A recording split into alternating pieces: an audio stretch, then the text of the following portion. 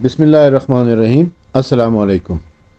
इमाम मेहदी अलैहिस्सलाम के हवाले से जो हमने वॉइस नोट की एक सीरीज़ शुरू कर रखी है, इसमें आज हम ये देखेंगे कि सहाबाए कराम इमाम मेहदी अलैहिस्सलाम के बारे में क्या कहते हैं। सहाबाए कराम और उम्महातुल मोमिनीन मेहदी अलैहिस्सलाम के बारे में क्या कहते हैं। वैसे तो तकरीबन 50 सहाबाए कराम और उम्महातुल मोमिनीन हैं जिन्होंने इमाम मेहदी अलैहिस्सलाम के बारे में कोई ना कोई हदीस बयान की है। इमाम मेहदी अलैहिस्सलाम के बारे में जो अहादीस हैं उनकी तादाद तो खैर बहुत ज़्यादा है, यानी एक एक सहाबी ने कई कई हदीसें बयान कर रखी हैं। ये तकरीबन कोई 1000 के करीब अहादीस हैं कि जो कि रसूल अकरम सल्लल्लाहु अलैहि वसल्लम से मुख्तलिफ कुतुब अहले सुन्नत में रिवायत की गई हैं। लेकिन हमने आज ये देखना है कि इमाम मेहदी अलैहिस्सलाम के बारे में सहाबाए कराम और उम्महातुल मोमिनीन क्या कहते हैं। और ये जिस किताब से मैं इस्तिफादा कर रहा हूँ वो है मौलाना हाफिज़ मोहम्मद ज़फ़र इकबाल की किताब इस्लाम में इमाम मेहदी का तसव्वुर। इस्लाम में इमाम मेहदी का तसव्वुर कि जिसके मौल्लिफ़ हैं मौलाना हाफिज़ मोहम्मद ज़फ़र इकबाल फ़ाज़िल जामे अशराफिया। इन्होंने सफ़ा नंबर 185 से लेकर ऑनवर्ड सफ़ा नंबर 200 तक जो है 200 से 215 तक, सफ़ा नंबर 215 तक जो है ना, ये तमाम अहादीस लिखी हैं कि जो सहाबाए कराम और उम्महातुल मोमिनीन से हैं। सबसे पहले हज़रत उमर की हदीस है जी। लिखते हैं कि एक मरतबा हज़रत उमर बैतुल्लाह में दाखिल हुए और फरमाने लगे कि अल्लाह की कसम, मुझे समझ नहीं आ रहा कि मैं बैतुल्लाह के ख़जाने, इसके असले और माल व दौलत को छोड़े रखूं या राय खुदा में तकसीम कर दूं। तो हज़रत अली अलैहिस्सलाम ने फरमाया, इसको छोड़ दीजिए कि आप इसको तकसीम करने वाले नहीं, बल्कि इसको तकसीम करने वाला कुरैश में से एक हम में से एक नौजवान आखिरी ज़माने में होगा जो इसको तकसीम करेगा। मुहद्दिसीन कराम ने इस हदीस का मिस्दाक इमाम मेहदी अलैहिस्सलाम को करार दिया है। नेज़ ये कि अगर इमाम मेहदी का ज़हूर बरहक ना होता तो हज़रत उमर फ़ौरन हज़रत अली की इस बात का इनकार कर देते, लेकिन इनका इनकार मनकूल नहीं। मालूम हुआ कि इमाम मेहदी अलैहिस्सलाम का ज़हूर बरहक है। दूसरी हदीस जो है वो हज़रत अली अलैहिस्सलाम से है कि वो फरमाते हैं कि हज़रत अली से रिवायत है कि हजूर सल्लल्लाहु अलैहि वसल्लम ने फरमाया, मेहदी तुम में यानी अहले बैत में से होगा जिसकी इस्लाह अल्लाह ताला एक ही रात में कर देंगे। तीसरी हदीस अमीर माविया से है कि अमीर माविया की एक तवील हदीस में मरवी है कि हजूर ने सल्लल्लाहु अलैहि वसल्लम ने फरमाया, अनकरीब मेरे बाद उंदलस नामी जजीरा फतह होगा और इस पर कुफ़ार गालिब आकर इनके अमवार और अक्सर शहरों पर कब्ज़ा कर लेंगे, इनकी औरतों और औलाद को कैद कर लेंगे, इनकी असमत दरी करेंगे, शहरों को इस तरह वीरान कर देंगे कि अक्सर शहर जंगलों की मानंद हो जाएंगे। अक्सर लोग अपने शहर और माल और दौलत को छोड़ कर चले जाएंगे और थोड़े से हिस्से के अलावा पूरे जजीरे पर इनका कब्ज़ा हो जाएगा और मगरिब में कत्ल और खौफ और हिरास फैल जाएगा। लोगों में भूख और महंगाई गालिब आ जाएगी, फितने ज़्यादा हो जाएंगे, लोग एक दूसरे को काट खाने के दर पर होंगे।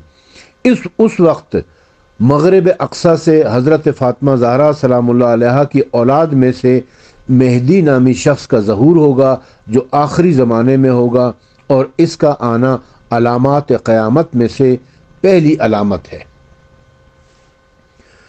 पांचवी हदीस है जी हज़रत आयशा रज़ी अल्लाह ताला अन्हा से फरमाती हैं कि हज़रत आयशा से मरवी है कि हजूर सल्लल्लाहु अलैहि वसल्लम ने फरमाया, मेहदी मेरी औलाद में से एक आदमी होगा जो मेरी सुन्नत की रोशनी में जहाद करेगा जैसे कि मैंने वही की रोशनी में जहाद की। छठी हदीस है हज़रत हफ्सा से जो हज़रत उमर की बेटी हैं और उम्मुल मोमिनीन है कि हज़रत हफ्सा से रिवायत है कि हजूर सल्लल्लाहु अलैहि वसल्लम को मैंने ये फरमाते हुए सुना कि एक लश्कर इस बैतुल्लाह का ज़रूर कसद करेगा, यहाँ तक कि जब वो बैदा नामी जगह पर पहुँचेगा तो दरमियान वाला हिस्सा ज़मीन में धंस जाएगा। ये देखकर लश्कर के अगले लोग पिछलों को आवाज़ें देंगे, लेकिन इनको भी धंसा दिया जाएगा और सिवाय मुखबिर के कोई भी न बचेगा। बाज़ रिवायात में 2 आदमियों के बचने का तस्करा है जिनका नाम वब्र और वबीर होगा। اب ام المومنین حضرت صفیہ رضی اللہ تعالیٰ عنہ کی روایت، ام المومنین حضرت صفیہ فرماتی ہیں کہ حضور نے فرمایا کہ بیت اللہ پر لوگ ہمیں لشکر کشی کرتے رہیں گے حتیٰ کہ ایک لشکر بیت اللہ پر حملے کی نیت سے روانہ ہوگا، جب مقام بیدا پر پہنچے گا تو سارا لشکر زمین میں دھنس جائے گا اور کوئی بھی نہ بچے گا۔ میں نے عرض کیا کہ یا رسول اللہ، اگر اس لشکر میں بعض لوگوں کو زبردستی شامل کر لیا گیا ہو تو ان کا کیا حکم ہے؟ فرمایا کہ قیامت کے دن اللہ تعالیٰ انہیں ان کی نیتوں پر اٹھائیں گے۔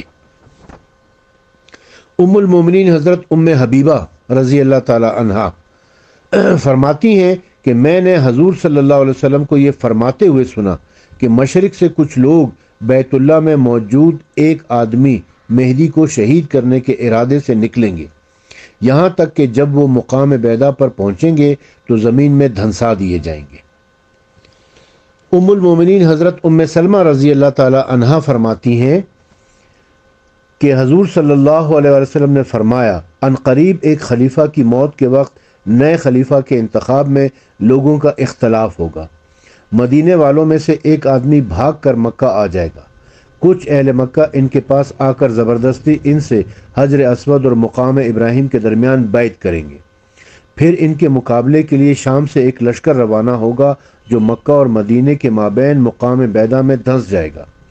لوگ جب اس کرامات کو دیکھیں گے تو شام کے ابدال اور اہل عراق کے اصائب ان کے پاس آ کر ان سے بیعت کریں گے۔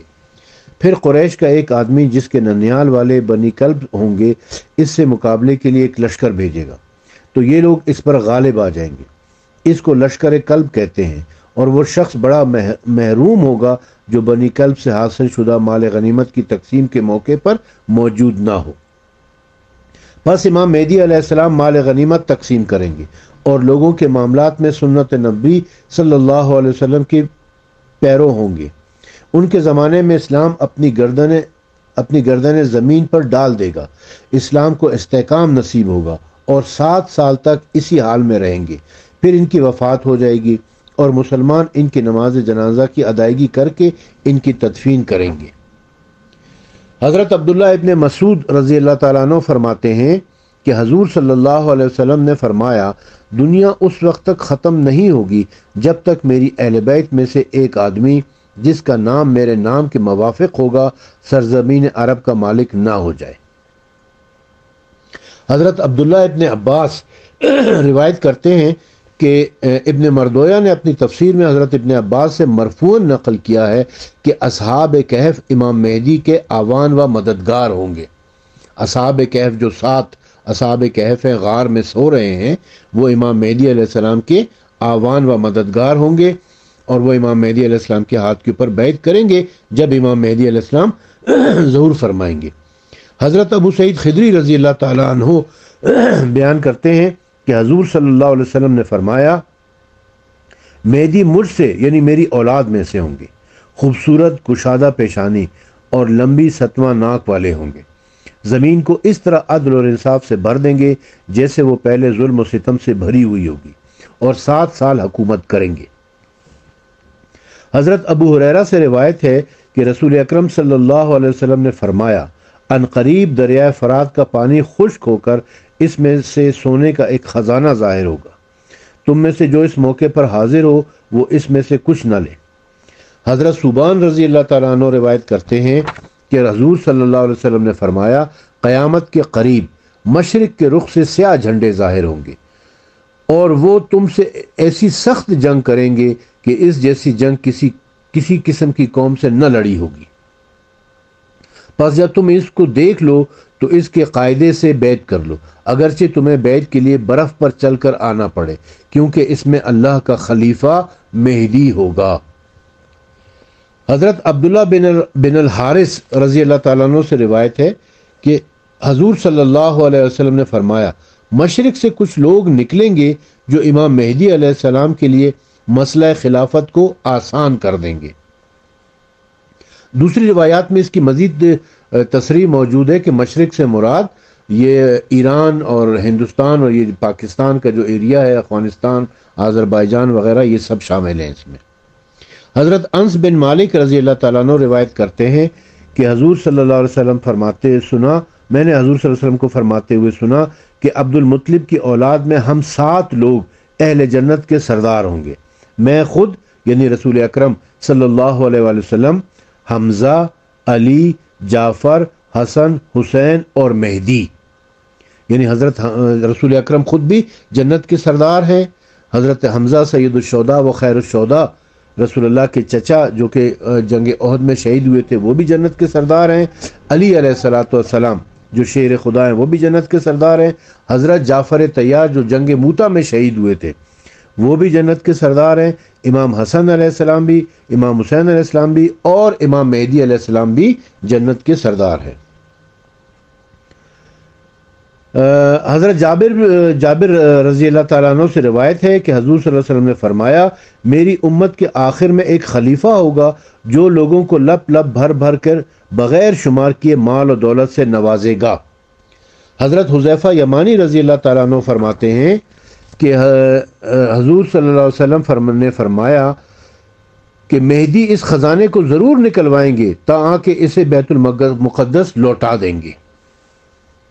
حضرت ابو امامہ رضی اللہ تعالیٰ عنہ سے روایت ہے کہ حضور صلی اللہ علیہ وسلم نے فرمایا، ان قریب تمہارے اور رومیوں کے درمیان 4 مرتبہ صلح ہوگی، چوتھی مرتبہ جو صلح ہوگی وہ ہرقل کے خاندان والوں میں سے ایک آدمی کے ساتھ ہوگی جو 7 سال تک رہے گی۔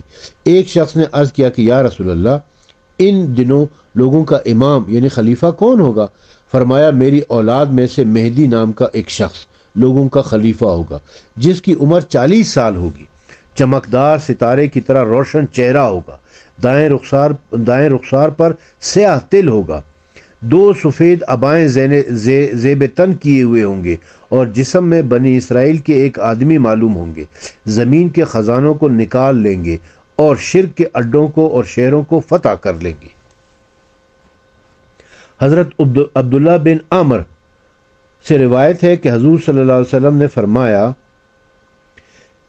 کہ قیامت کے قریب ایک مرتبہ لوگ حج کے لیے مکہ مکرمہ آئیں گے اور میدان عرفات میں جمع ہوں گے، لیکن ان کا کوئی امام نہیں ہوگا۔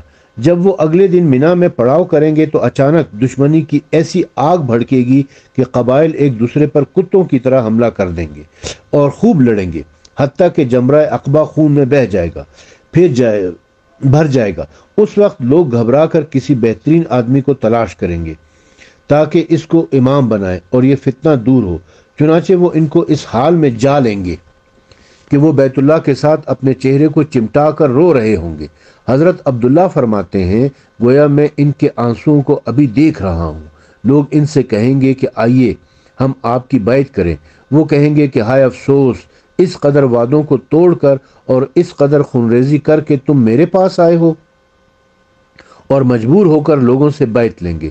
اگر تم ان کا زمانہ پاؤ تو ان سے بیعت کر لینا، کیونکہ وہ زمین اور آسمان میں مہدی ہیں۔ حضرت عمار ابن یاسر رضی اللہ تعالیٰ عنہ فرماتے ہیں کہ جب نفس زکیہ اور ان کا بھائی مکہ مکرمہ میں ناحق شہید کر دیے جائیں گے تو آسمان سے ایک منادی پکارے گا کہ اے لوگو، تمہارا امیر فلاں آدمی جس کا نام مہدی ہے وہ زمین کو شادابی اور عدل سے بھر دے گا۔ حضرت عباس جو رسول اللہ کے چچا ہیں روایت کرتے ہیں کہ حضور صلی اللہ علیہ وسلم نے فرمایا، پوری دنیا پر حکمرانی کرنے والے 4 آدمی گزرے ہیں جن میں سے 2 مومن تھے اور 2 کافر۔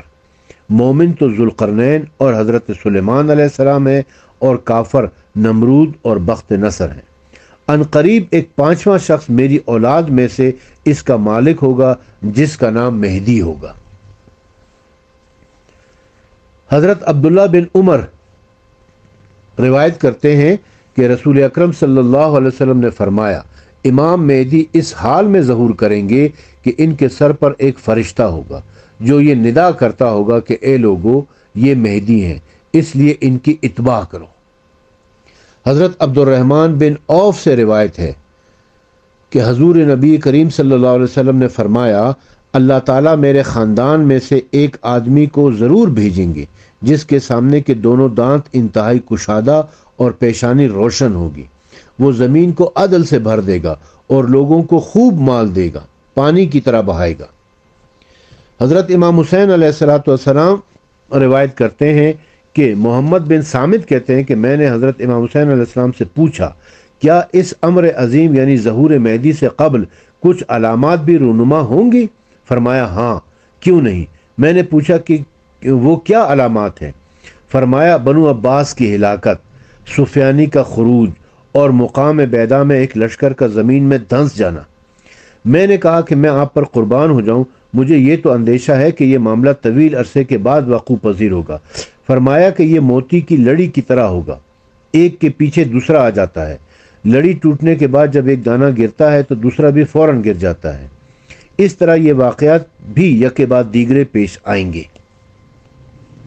حضرت طلحہ سے روایت ہے کہ رسول اکرم صلی اللہ علیہ وسلم نے فرمایا ان قریب ایک ایسا فتنہ بھڑکے گا کہ ایک جانب سے ختم نہ ہونے پائے گا کہ دوسری جانب بھڑک اٹھے گا، اور یہ فتنہ برابر جاری رہے گا یہاں تک کہ آسمان سے ایک منادی آواز دے گا کہ تمہارا امیر فلاں آدمی ہے۔ حضرت عمر بن العاص سے روایت ہے کہ حضرت عمر بن العاص نے خروج مہدی کی علامات مقام بیدا میں ایک لشکر کا زمین میں دھنس جانا بیان کیا ہے۔ حضرت عمر بن مروہ سے روایت ہے کہ عبد الرحمن الجرشی کہتے ہیں کہ میں نے صحابی رسول حضرت عمر بن مروہ الجملی کو یہ فرماتے ہوئے سنا کہ خراسان سے سیاہ جھنڈے ضرور نکلیں گے، یہاں تک کہ اس جھنڈے کے ماتحت لشکر کے لوگ بیت اللحیہ اور ہرستا کے درمیان زیتون کے درخت پر ایک گھوڑے کو باندھیں گے۔ ہم نے پوچھا کہ کیا ان دونوں کے درمیان زیتون کا کوئی درخت ہے؟ فرمایا کہ اگر نہیں ہے تو عنقریب لگ جائے گا، تاں کہ وہ لوگ یہاں آ کر گھوڑے باندھ لیں۔ حضرت ابو الطفیل سے روایت ہے امام مہدی علیہ السلام کے نام کے بارے میں کہ حضور اکرم صلی اللہ علیہ وسلم نے فرمایا کہ مہدی کا نام میرے نام جیسا ہوگا۔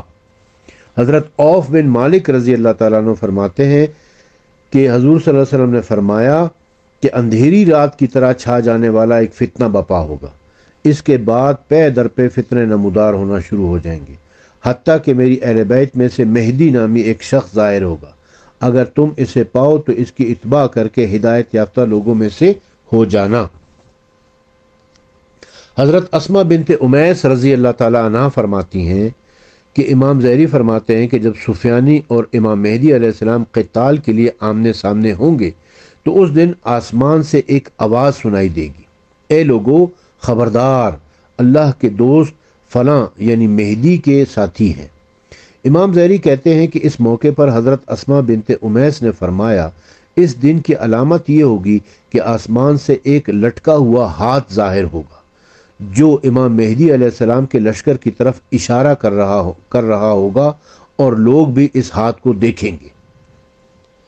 حضرت قرطہ المزنی روایت کرتے ہیں کہ حضور صلی اللہ علیہ وسلم نے فرمایا تم زمین کو ضرور ظلم و ستم سے بھر کر رہو گے، چنانچہ جب ایسا ہو جائے گا تو اللہ تعالیٰ میری اہل بیت میں سے ایک آدمی کو بھیجیں گے جس کا نام میرے نام کی طرح ہوگا، وہ زمین کو اسی طرح عدل اور انصاف سے بھر دے گا جیسے کہ وہ پہلے ظلم و ستم سے بھری ہوئی ہوگی۔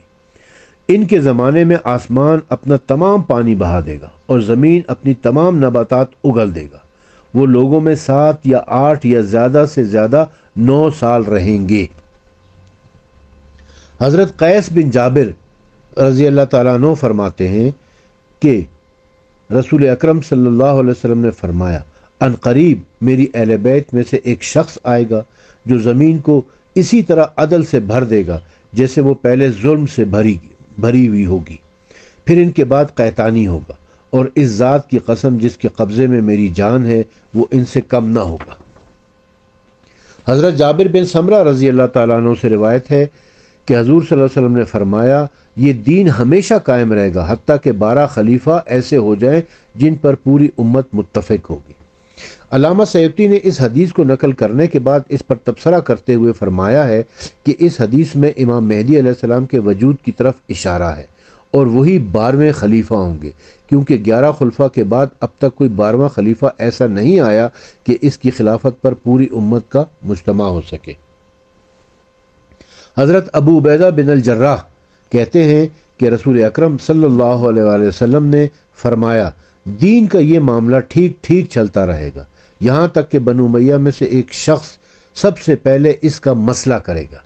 یہ روایت وجود سفیانی پر دلالت کر رہی ہے اور خروج سفیانی علامت ہے ظہور امام مہدی علیہ السلام کی۔ گویا اس روایت سے بھی ظہور امام مہدی علیہ السلام کا ثبوت ملتا ہے۔ حضرت ابی بن کعب کی روایت یہ ہے کہ عبداللہ بن حارث بن نوفل کہتے ہیں کہ میں حضرت ابی بن کعب کے پاس کھڑا تھا کہ حضرت ابی فرمانے لگے، طلب دنیا میں لوگوں کی گردنیں ہمیشہ مختلف رہی ہیں۔ میں نے عرض کیا جی بالکل۔ پھر فرمایا کہ میں نے حضور صلی اللہ علیہ وسلم کو یہ فرماتے ہوئے سنا ہے کہ عنقریب دریائے فرات میں سے سونے کا ایک پہاڑ ظاہر ہوگا۔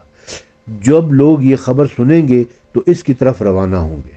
وہاں موجود لوگ یہ سوچیں گے کہ اگر ہم نے لوگوں کو اس کے لے جانے کی چھوٹ دے دی تو یہ لوگ سارا ہی لے جائیں گے اور ہمیں کچھ بھی نہ ملے گا۔